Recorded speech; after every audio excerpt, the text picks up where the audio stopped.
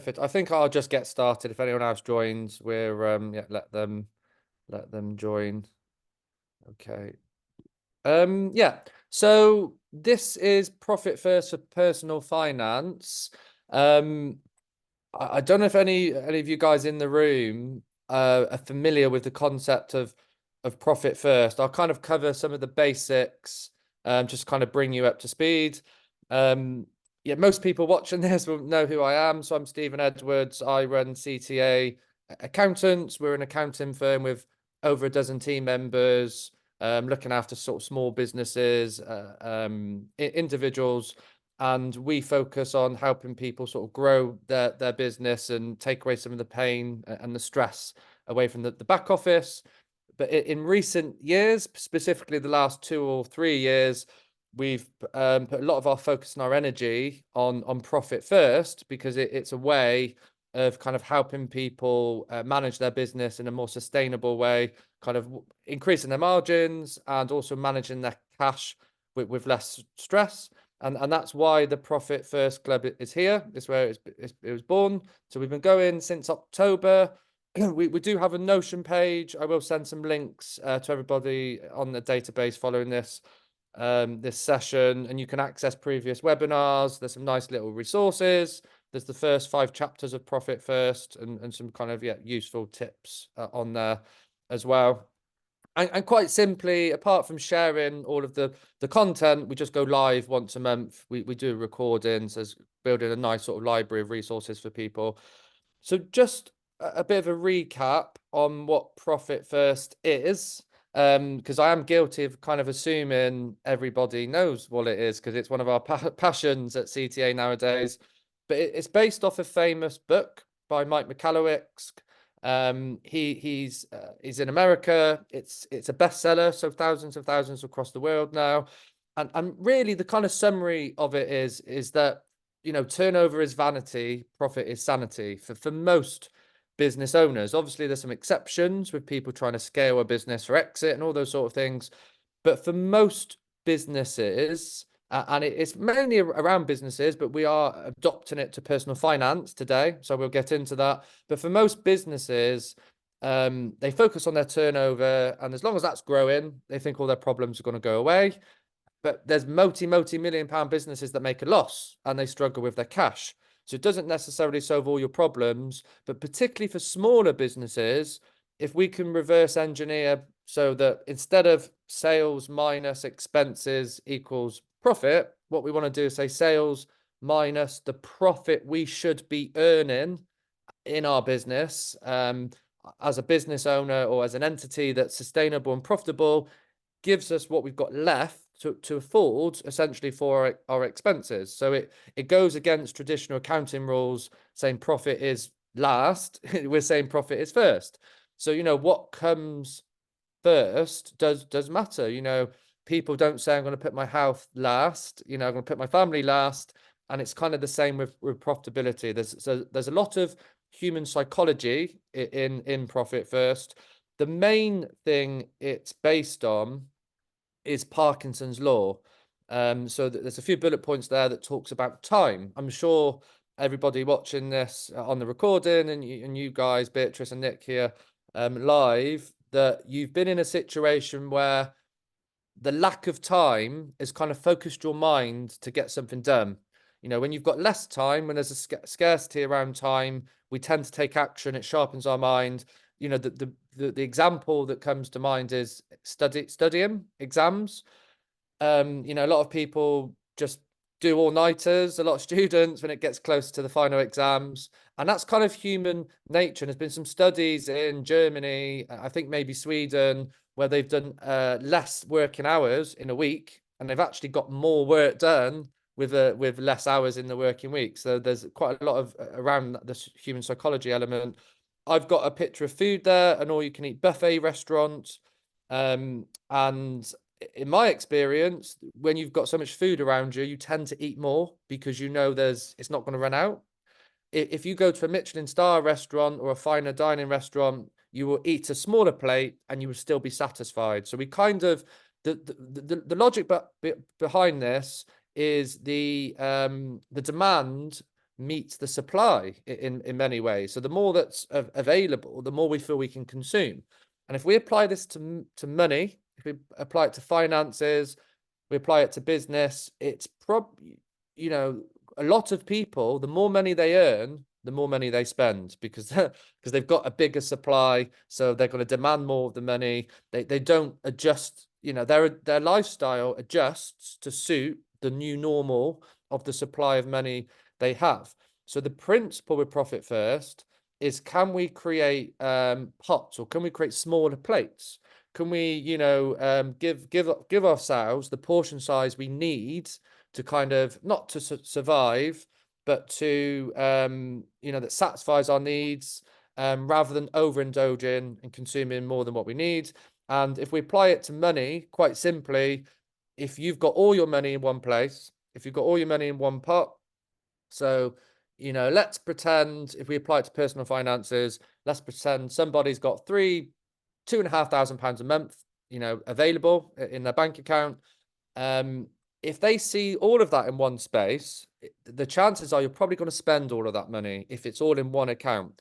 If you were to put 500 quid away in a rainy day fund, you're left with £2,000, and you're probably going to spend the £2,000 and forget about the 500 quid. So that's the kind of idea with Parkinson's Law, but we will dive into this in a bit more detail.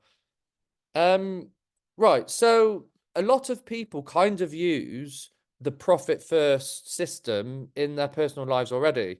You know, if you're the sort of person who puts something aside for Christmas, if you put something aside for holidays, if you have any kind of mini pot or little partitioning when it comes to your money, you're kind of doing profit first already.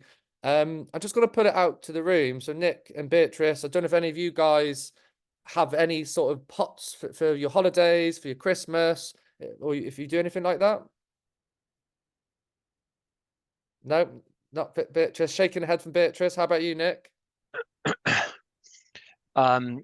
I have a pot that goes immediately into school fees, and then I've got another pot that goes immediately into a mortgage, and then another pot that goes into something else. I think that listen, I'm joking, but I think there's a time of life, isn't there, when pots can be of different sizes, and I totally get the point. And I think that I think it just depends on the time of life. I wish I had more pots available at the moment to fill with these Yeah. extra pounds, but I get the principle, and Okay. I'm hoping one day that there will be larger pots, no doubt about it. Yeah. Brilliant. Thank you. Well, what I can say is, by thinking about it, you're far more likely to have larger pots. You know, that's the first step in any process, is just making it front of mind, really. So, you know, in my team, a couple of the team members, they have a Christmas club, so they put some money aside. That is a form of profit first, and that's one of the reasons I wanted to introduce this to from a personal finance perspective, because it was born for businesses, but humans are humans, and it's the same principle. You know, we don't, when we've been employed, you know, a lot of people watching this video might be self-employed or run their own limited company, but when people have been employed, you don't pay that much attention to the tax that gets taken away on your pay slip. You know, it's probably quite annoying initially, because you look at it and think, oh my God, am I really paying that much in tax and NI? But actually, you get used to the amount that hits your bank. So effectively, that's a form of a pot. You know, that's a tax pot, but you don't get any choice. So what we're looking to do is be proactive with that same type of system, but, you know, force our own kind of pot system on what's important to us in our lives, not just to kind of pay the tax man. Okay, so I'm just going to go back a little bit. So sorry to pick on you two guys, because you're the only two live today. But has any of you heard or read The Richest Man in Babylon? No, that's no from Heard of Beatrice. it, never read it. Okay. I would recommend reading it. Anybody who is watching this, I read it for the first time about 5 years ago, and I will say it's the book. I mean, Profit First has been huge. You know, it's aimed at business owners, but the psychology applies to anyone. But this is probably, along with Rich Dad, Poor Dad, which is quite well known for a lot of people if you're into reading, Rich Dad, Poor Dad and The Richest Man in Babylon are the two most famous books when it comes to managing your money and money mindset.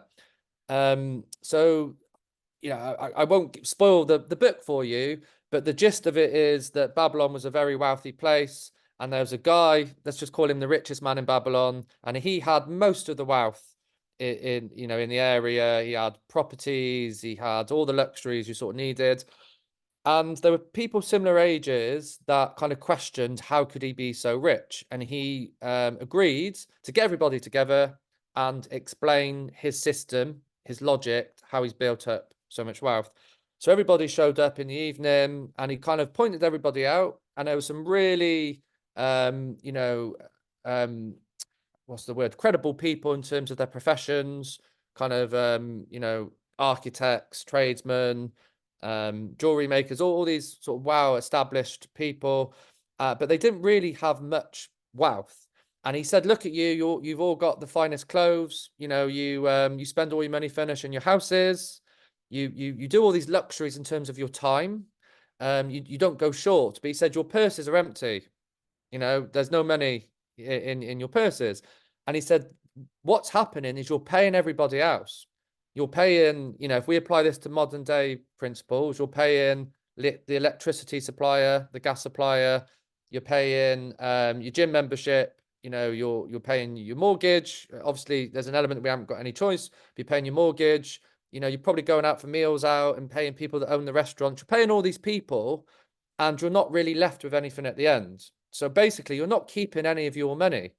And he said, rule number one, and there's loads of rules, and they apply to modern day money. It's quite scary, actually, how much it applies. But he says, rule number one, and this is the biggest takeaway, is a tenth of what you earn should be yours to keep forever. He says, give yourself permission to say a tenth of what you earn is always your money. You're not going to give that away to anyone else. And it was just quite the book will explain it better, you know, because there's a reason why it's so popular.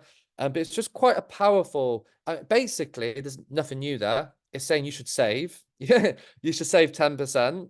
We kind of all know that, but emotionally, it's kind of something we can. Humans are really good at prioritizing today, putting off tomorrow, so we don't really think about it. And I'm going to give some examples of how powerful the concept can be later on. But that's the gist of it. So really, the profit first system, in my eyes, is creating pots, but creating pots that can serve your lifestyle, but also creating pots that are going to serve you in the future is really one of the things we're trying to encourage people to do here. So just really expanding, building on the concept of the richest man in Babylon. If we flip profit first, so profit first for business is pay your profit first. The money comes in, the revenue comes in, the turnover comes in, and in personal finance, the money hits your personal account. So whatever you decide to pay yourself from your business, or if you're employed, that's your money. And what we're saying is, most people say, we've used the profit first principles. Most people say, right, what are my bills? You know, what are my bills? What do I need to pay? I need to pay my mortgage. I need to pay my car, you know, my car lease, or I need to pay my gym membership. You know, I need to pay my Sky bill. I need to pay all these different things. And what's left is for me. So what we want to do is we want to flip that. That's the whole idea of applying profit first to your personal finances, is what money do you really need or want to A, live the lifestyle that you want, and B, think about your money future, because really we've got money now and we've got money future.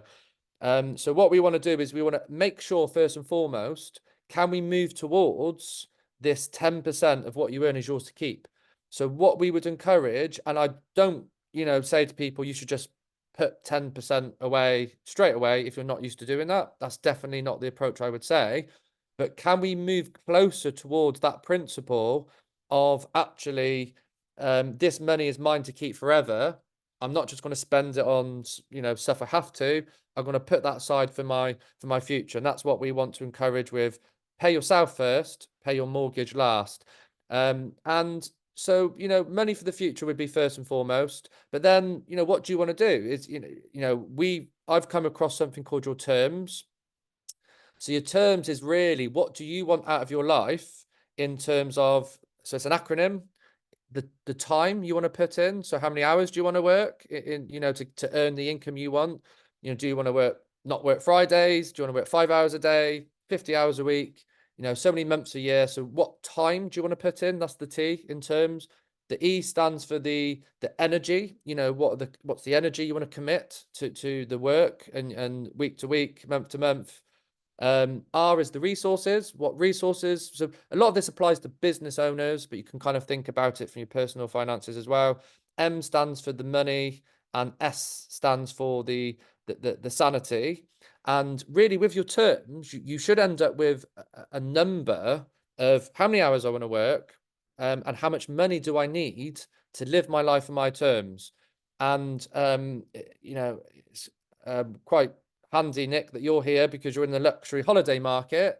But for a lot of people, when they think of their terms, it will be, oh, I need to earn X amount of money.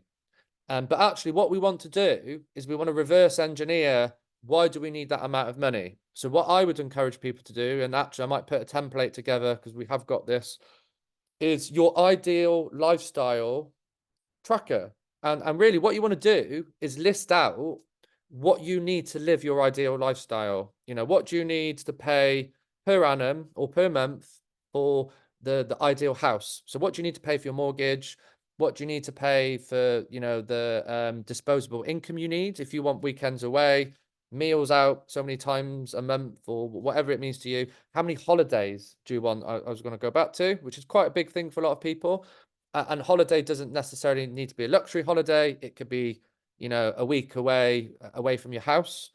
So the reason I'm talking about all of this is if you've got your terms and you know what's important in your life, what we want to do with your personal income is we want to make sure what you're receiving, you're working towards that. Because if you lose sight of what you want to achieve from a lifestyle perspective, the money's going to come in, the money's going to go out. But if we've got this plan in terms of what our ideal life looks like now and in the future, we can make sure we're kind of creating these pots, or we can partition money to serve our lifestyle now and in the future. So getting into some of the more practicalities of this. So really, I'm not going to overcomplicate it and introduce too many tactical sort of tactics and ideas and tips. I am going to drip feed this over the sort of coming months, but quite simply, can you start partitioning pots of money? So you could create different bank accounts. So a lot of people got more than one bank account. So if let's say you've got £2,000 that comes in every month, if a starting point, if you wanted to put 1% aside for savings, that would be £20. Because I'm not suggesting anybody who watches this recording starts at 10% if you're not used to saving money. And there's quite a lot of people not necessarily used to putting money aside. It's a bit like going to the gym. If you don't go to the gym, it's really hard to say go to the gym 5 times a week. That's not really sustainable for a lot of people. What I'm more interested in is helping people build a new habit. So it's the habit that counts, and you need to do a habit for at least 21 days. They say it takes 21 days for it to become a habit. I think it's around 66 days for it to be who you are. It's beyond a habit. It's just subconsciously something you'll always do. So I'd say, right, can I, for the first, month or 21, well, the problem is you get paid once a month, so you might need to do it for 21 months for that to be a habit. But can I, for the short term, just get used to putting some money aside that I don't put aside at the moment? So 1% if you're starting from zero. And that's exactly how I coach profit first clients. If any business owners watching this, when we work with our profit first clients, some people don't put aside their tax money. It sounds quite crazy. A lot of people be thinking, oh my God, I could not live if I didn't put any money aside for tax. But the truth is, some people worry about it later on, when the time comes. And for somebody who's not used to putting anything aside for tax, there's no point telling them to put 20% aside starting next week, because it's not going to work. It's too much of a strain. It's a shock to the system. However, what I can do, and what I do encourage people to do, is put 1% aside for tax, because there's no excuses. There's literally no excuses not to put 1% aside. And what we do is we compound that. So we might do 1% for quarter one. We might move to 4% for quarter two, and we sort of move that up so that person is in the habit of putting money aside for tax. And I would say the same with your savings. Start with 1%. If you're already doing 1%, 2%, 3%, can you just notch it up a little bit? So I'm talking not about savings because it's quite important for the future, but it's not very exciting for the here and now. I would encourage people to use this system to benefit you now. So if you're not used to putting money aside for holidays, create a pot, call it the holiday pot. I want to go to Florida next year, next summer, so 2025. I'm far more likely to make that happen. If I decide that's what I want to do. All starts with a decision, so you need to make that decision. B, if I book something, and actually a lot of the entrepreneurial organizations I'm in encourage business owners to book something, even if they don't even think they can afford it, because what you're doing is you're planting the seed, and that's going to grow into something, and then create the pot and start putting money aside. You're far more likely to go on that holiday if you do that, compared to saying, I hope to go on holiday next year. I'm not going to create a pot, but I'm hoping I'm going to have the money later on. If you're watching this and you haven't got the money now, what I'd encourage you to do is start a pot for that holiday you want to go on next year. If this is relevant, rings true for you, it could be something else. It could be a big occasion or whatever it means to you. But let's use an example of a holiday. And just put something aside. If you can only afford to put 20 quid aside, start with 20 quid, 50 quid, £100, whatever it means to you. So with Profit First for businesses, we move towards 5 or 6 pots. And the reason I've got Monzo, Starling, and Tide on here is you don't need to create several bank accounts. What you can do is have one Starling account or one Monzo account, and you can separate your money. So let's pretend, you've got £1,000 in your Starling account, and you could split that into 5 accounts with £200 in each. But actually it's one account, but it's called a space, I think, in Starling. I use spaces and pots interchangeably, but it's called a space. So if you allocated £200 to each space, when you log into Starling, it says there's nothing in your account. You don't even see it because it's kind of in the background, hidden in these sub accounts or these sub pots.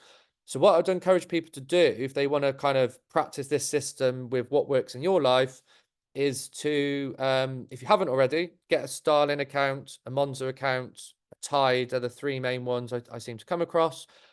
And if you've got a bank account you already use, get in the habit of transferring some money to one of these accounts and just create some pots.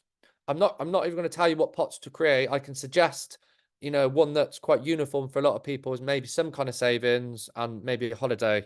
But whatever emotionally connects to you, it might be a big occasion. My wife and I, we're doing our wedding renewal in 2027. So potentially I can have a pot now for 2027. I've not started that, but actually I might start it after this. I might practice what I preach, because you could have a pot for anything. So whatever really resonates with you. I'm going to pick on Beatrice and Nick again because you're in the room. Have you got any questions around this or any ideas that what you think you could potentially use this sort of system for? Well, as I said, I don't do pots. I've read Profit First, but I haven't started implementing it yet. But I do have a Starling and a Monzo account, so I just need to make a start with the suggestions you've made, I think. Yeah, I mean, yours would be interesting, Beatrice, because I'm talking from the context of a personal finances, but absolutely, obviously, this applies for your business as well. My big advice there would be don't I'm not saying you are, but don't overcomplicate it in your mind in terms of I've got my business, I've got my personal finances. I would, I've heard Mike talk lots of times. I was in a group chat with him last week. the author of Profit First. Mhm. And one of his big takeaways in the Entrepreneur Circle convention last October in Birmingham, there was about 1,500 people there, was if you do nothing else, leave this conference, create one pot and just put 1% aside into this little pot. Start doing that, build a new habit. So I would probably suggest you build, at least one pot in your business. So the typical one, the two I would probably suggest in a business is just something for tax and something for a little bit of extra money for a rainy day. That's probably my starting point to keep it simple. And don't worry too much about the percentages. A good starting place, and obviously we can help you, advise you with any numbers within the team. But a good starting point would be, what was my tax last year? And if you can work towards that and divide it by how many times you're going to allocate the money. So if it's weekly, you do it, whatever your tax bill is, divide it by 52. So let's pretend someone's got a £5,200 tax bill. That would be 100 quid a week they'd put into their pot. But if that feels like, again, I'm just, for you or anybody else watching this, if these sort of numbers feel like a lot because people are not used to putting that aside, just put anything in that pot would be my suggestion and move towards what it needs to be. So a tax pot and just a profit pot. And the profit pot, I would start with 1% if you're not used to doing this. And the idea is you've got this little bit of extra pocket money every 3 months. You kind of reward yourself and say, that's money I've put aside. I've been disciplined. I can treat myself. And same applies to our personal finances. There's some money I've put aside for 3 months, rainy day fund. I'm going to reward ourselves as a family or as a couple. I'm going to, go on a weekend away. I'm going to buy a nice meal out, whatever that sort of means to you. And that can compound and build. So I'd say 1 or 2 pots for your business. For your personal finances, I'd keep it even simpler. It would be whatever resonates with you. If that's a holiday pot, if that's a Christmas pot, if that's starting some savings, don't worry about doing everything. Just keep it simple would be my advice on that. Okay, brilliant. Thank you. Can I ask another quick question on just the percentages? I know you said not to focus too much on them. Am I right in thinking that what Mike sort of indicates in the book, they're slightly different to what would apply to the UK? Is that right? Yeah, so the percentages are actually predominantly the same, the actual percentages. The only difference is he's talking in dollars and not pounds. So as long as you could do like a quick maths in your head, take away about 20% of the, if it's saying this band is up to 250k, because normally what he says is if you're up to 250k business in dollars, these are your percentages. If you're from 250k to 500k, you've got some different percentages. So as long as you fall in that band, it's this kind of the same. So that band would be £200,000-ish sterling instead of $250,000. The only thing I would say, and this is the biggest thing, and if anyone watching this, by the way, and also Nick, this is specific for businesses, what we're talking about now. What we're talking about is for the principle is the same. It's, what percentage am I putting aside for what I need in my life or my business? But for businesses, there's guidelines of what Beatrice suggested as what we put aside. Those percentages, Beatrice, in the book are probably feel impossible for a lot of people. For a lot of people, they feel very ambitious. The only type of business where they feel achievable at the beginning is if you don't really have much costs. If it's just you selling your time as a service, then they probably feel fine. But for a lot of businesses, they're very ambitious. So, and they're called TAPs, target allocated percentage, So if we talk about our 10% savings for personal finances, keeping on topic, our target allocated percentage would be 10%. And actually, our cap is our current allocated percentage. So if I'm putting 1% aside at the moment, that's my cap, my current allocated percentage. My tap would be what I'm targeting. I'm targeting 10%. So I wouldn't worry about the taps in the book. What we could do is if you reach out to the team and our whoever you normally speak to, is it Candice or Yes. yeah. And And because what we're starting to look to do with people is produce an annual profit MOT, where we give you a roadmap for your percentages, and we could do one with you just the first time, just give you a little bit of a direction. So we create custom targets for people that's realistic for your business, really. So so really I wouldn't worry too much about the numbers in the book is the short answer to that. Okay, brilliant. Okay. Thank you. Perfect. Nick, I'm just interested because obviously you're coming at it, I guess, from a more personal finances perspective. Have you got any questions or anything that springs to mind? No, I don't have any questions. I think I mean it all makes sense. I hadn't heard of the digital apps that you mentioned, so that's interesting. I suppose my only one thought is about investment. Yeah. You know, you talk about putting, you know, into savings Yeah. pots. What's your opinion on the investment side of things rather than saving pots? Good question. Have you been reading my slides? Because we're just coming to that actually. You I'm just teeing you up, Stephen, for your next slides. Yeah. I'm just going to see. Yeah. So I'll come to that in a second if that's okay. Yeah. Great. Yeah. Thank you. So I've covered this already. You know, start small. I always say start with 1% if you're not used to doing anything. Longer term, possibly work towards 10%. I would definitely read The Richest Man in Babylon because I think it will resonate with you a little bit more. And one of the things in there is the power of compounding. You know, so it's why we pay so much in our mortgage interest, just the power of compounding, which is what, you know, Nick's touching upon in terms of getting bang for buck with our investments, or which I'm going to talk about in a second. That's the next slide, actually. So just to put some, you know, we all get compounding, that we're kind of getting interest on our interest, or our assets gone up, you know. So if, you know, if I'll make up some numbers, nice round numbers. If somebody's got a £300,000 property, you know, let's pretend it's gone up by 10%. That would be probably too ambitious, but let's pretend it's gone up by 10% in a year. It would be worth 330k at the end of the year. And if it went up 10% again, you're going to get 10% of 330k. So 33k, not 10% of the original 300k price. So it compounds.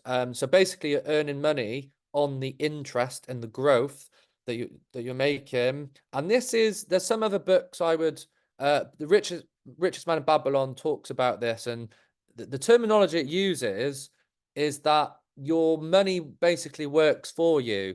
And it sounds a bit weird, but your money creates its own children, and basically they're all multiplying. So, you know, if you invest in something, you get an interest, that they're saying it's multiplying, and you get this multiplying effect, this compounded effect. So I know we could all get our phones out, our calculators, and do some maths.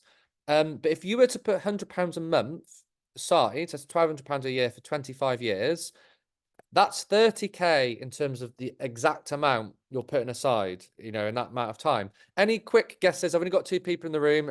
Something that comes to your head, how much do you think that could be worth in 25 years if you had a 10% growth of interest or return on investment in, say, in the stock market? Just some quick numbers.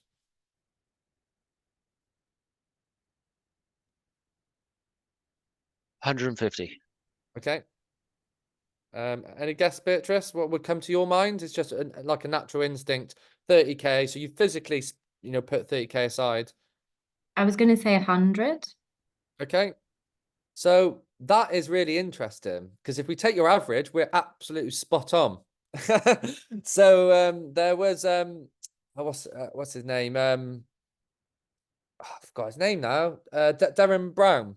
So Darren Brown, who does, you know, loads of like tricks of the mind and all that sort of stuff.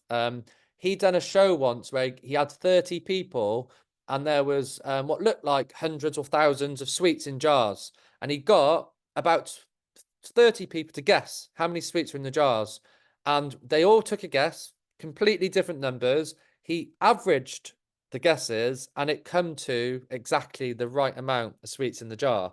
And there's some weird thing going on when it happens. So for a lot of you two, you know, very well informed, good guesses. For some people, that might be shocking, the fact that you've only put 30k aside. and it's worth as much as 125k. Obviously, it depends if it's performing less, if it's performing better. I've used 10% as a round number. The stock market is actually averaged. I've not analysed it specifically in the last 2 or 3 years, but pre-COVID, and bear in mind, there's all sorts of collapses and stuff that's happened. In a 40-year period, the stock market's averaged about 10 or 11%. Well, the S&P 500 in America is averaged about 11%. So 10% might seem ambitious to some people, but actually, you know, historically, it's not. But that's how powerful, you know, if you put that to everyone and said, we can guarantee you're going to get 125k in the future for 30k, you know, most people would probably take that offer. And that is the power of compounding. That's just 100 quid a month sort of set aside. So, you know, to put some more meat on the bones, you know, I've got to be a bit careful what I say, because we're not financial advisors. So we're not allowed to specifically tell you what to go and invest your money in. Interestingly, we do work with financial advisors. We have got someone who can advise on that. So we do recommend, we've been working with for a few years. However, I would just stress, whatever you invest in, make sure that the richest man in Babylon talks about this. Rule number 1, protect the asset. So unless you've got this really high appetite for risk, rule number 1 is you don't lose your money. You know, and that's why people like property, because it's very unlikely the house is going to fall down and it's worth nothing, or it's going to half in value. So rule number 1 is protect the initial investment, and then it's just how safe you want to be. If you read most financial expert books out there when it comes to investing, so there's one by Tony Robbins called Money Mastery, I think it's called, and he studied some of the most successful investors in history. So Warren Buffett, Ray Dalio, some other people. 8 out of 10 financial advisors do not beat the average of the market. So if you went and got a financial expert, 8 out of 10 of those will not beat you simply putting your money in the S&P 500. So the story there is, you know, it doesn't need to be too complicated, too advanced. It's, you know, picking something that's fairly stable or consistent in the bigger picture. Because by and large, you know, I got to be careful with my advice here, but by and large, the 500 biggest companies in America are not going to disappear overnight, and that the aggregation of all of those is generally going to give you a return. I'm not suggesting you should go and spend your money there. It could be the UK FTSE 100. It could be a tracker. You know, if you want professional advice, get professional advice. But my recommendation would be, don't just stick it in an account that gets nothing. Don't just stick it in a mattress. Put it in something that can compound and give you a return. You know, typically people are looking at property versus shares. The only thing I will say is a lot of people get scared of shares. We're all in the stock market if we've got a pension. You know, if you've got a pension, you're in the stock market in some form, because you know there will be an element of your pension invested in the stock market there. So that's really, you know, I've been talking for 40 minutes. I just wanted to introduce some of these concepts. You know, my takeaway is to, as Nick touched upon, is to probably get one of these digital banks to supplement your normal banking. So it's really easy to create these pots, play around with your money. Some of them can get a bit fancy in terms of automatically transfer 5% aside. You know, there's these accounts where they can round up your spending. I don't know what it's called, but there's an app where you can round up, you know, if you spend 67p, it'll put 33p in a savings account or a pot for you, or invest it. So you can get a bit clever and creative with that. But that's me done. Any sort of final questions from you guys? No, really good. Well done, Stephen. Okay, brilliant. Thank Thanks, you. guys.